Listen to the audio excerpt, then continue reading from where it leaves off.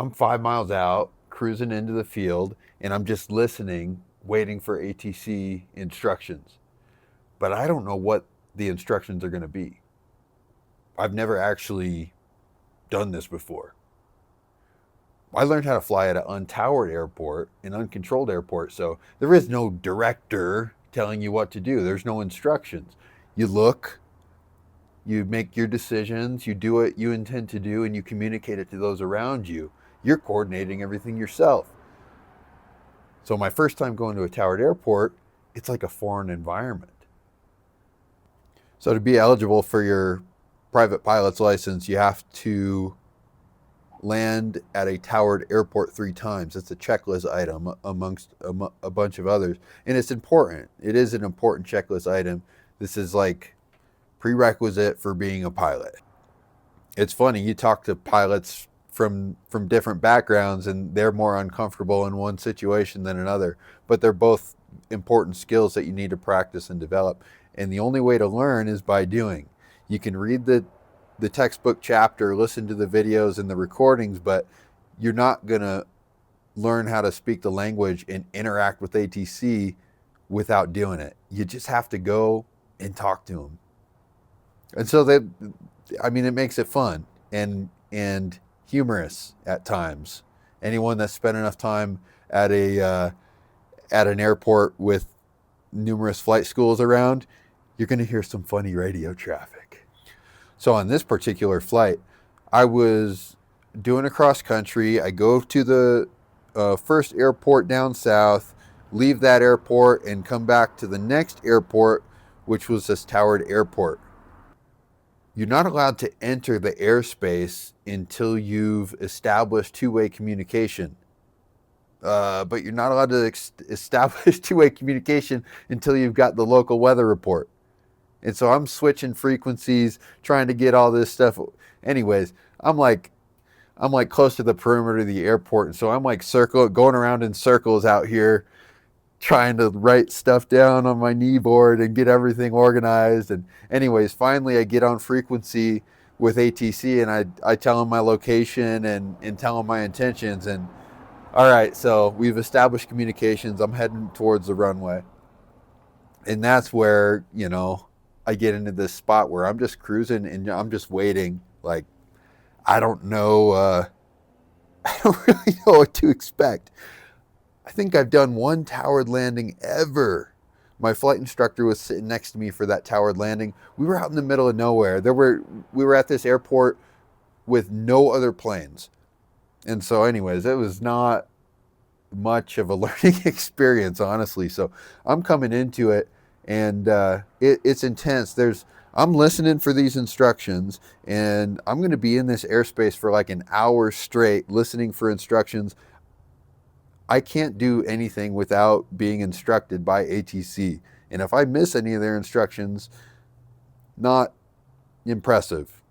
This is like public display of radio communication skills because there's 15 other planes in the airspace coming and going and doing all sorts of stuff. So we're all talking to the same person, and there's a lot going on. Anyway, I managed to follow instructions, execute my first landing, full stop taxi back, hold short, and even holding short is intense. The first time not so bad, but the second time at the hold short line, that's where it got pretty wild. So I took off and came around for my second landing, and that went well too. It's exciting. We're doing 5 or 6 planes on a right traffic pattern, 5 planes on a left traffic pattern, and the controller is zippering us in to land on one runway and proceed from there. So this it's fun. It's pretty fun. And then I come to the hold short line for a second time.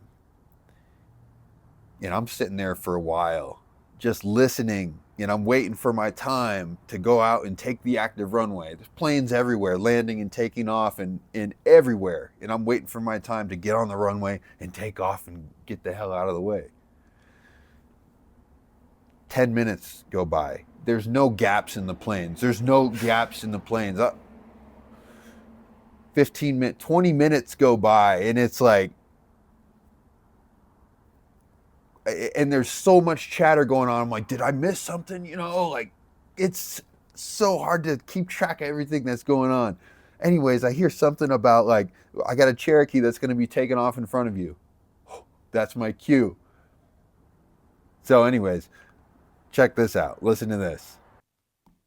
So I'm sitting here and 43, contact solid departure 118.85. We'll see you. Contact solid departure, thank you. 18711, higher ground. I'm basically, I mean, I'm expecting to take off like, following diameter start 1 mile, foul number 2, Royal 13 clear to land, and there'll be a Cherokee departing 13 prior to arrival. okay, so there's going to be a Cherokee departing prior to your arrival. 39, turn left out 3, cross runway 18 out, taxi UVV off monitor ground. So I know, like, I'm going to be going out soon. 3, cross 18 via Alpha, monitor ground. 39. At least I think I'm going to be going out soon. A Cherokee, I'm holding short number 1, so I'm next out. There's a plane coming in number 3. I'm going to be departing before their arrival. So I don't know what plane that was that's going to be number 3. But anyways, should be a couple planes landing. Should be a couple planes landing, and then I take off. Cessna number 2, rolling 13, clear touch go. Cessna full stop. Number 2, clear touch and go. Roll 33. Let's say 13, 33. Roll 34, turn left out 3. Taxi via Alpha, hold short, rolling 18 out. So I'm trying to get ready to go. I'm going to be taking off. I need to be ready to go, like, no delay. You cannot. Because there's going to be a plane coming to land here in the next. In the next 30 seconds, this plane's going to be trying to land. And I need to get out in front of it. But I'm busy. Like, I'm going through my whole. Wait. What did he just? I heard Cherokee blah blah blah 7 blah whiskey. Cherokee 1157 whiskey, Provoterra, hold short runway 13 for landing traffic. Cancel takeoff clearance. Cherokee 1157 whiskey? Was that for Cherokee 57 X-ray? Cherokee 57 X-ray, cancel takeoff clearance. Hold short runway 13. Ha! Cancel runway clearance. Oh. 424, runway 13, clear land. Clear land, runway 13, clear 424. Dude, because I've been sitting here for 20 minutes. Start 2 mile, final touch go, number 3, runway 13. Oh my God, when do I? Oh, there's another 8 planes geared up to land now. How the hell? Woo! 34, cross runway 18 out. Oh, man. Do you know how? I've been sitting here for 20 minutes, and do you know how much it costs to idle a plane for 30 minutes?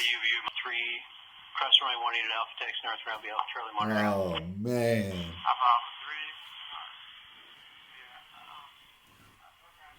So after that call sign confusion and canceling the takeoff, it was like, geez, man, this is crazy. This is fun.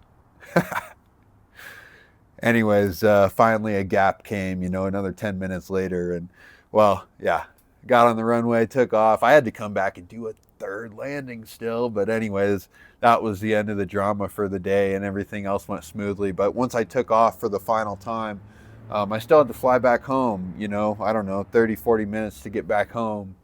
And that flight home, it was through a Bravo transition over downtown next to the snowy covered peaks. And this is one of the coolest moments in the whole training experience.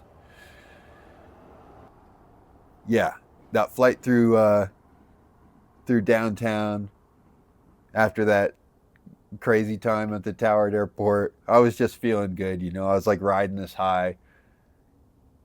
Sometimes with flight lessons, you don't have a good lesson, you don't learn a lot, you feel stagnant, or maybe you feel like you even regressed. Like, there's sometimes you have a flight lesson, you're like, oh man, I feel worse than before I got in the plane. Anyways, on this lesson, this was like a groundbreaking lesson. This was one of my biggest lessons ever. I learned so much, and it's cool to look back on. That was that was a great memory and a good experience in the end. It was just the right amount of stress to kind of push me close to my limits, but ultimately, call me forward to a higher level of being a pilot. So, yeah, grateful for that experience. Hilarious story, and honestly, worked out a lot better that I went to that busy airport than had I gone out to the other towered airport out in the middle of nowhere. That wouldn't have been a story, would it? Anyway, thanks for listening. See you on the next one.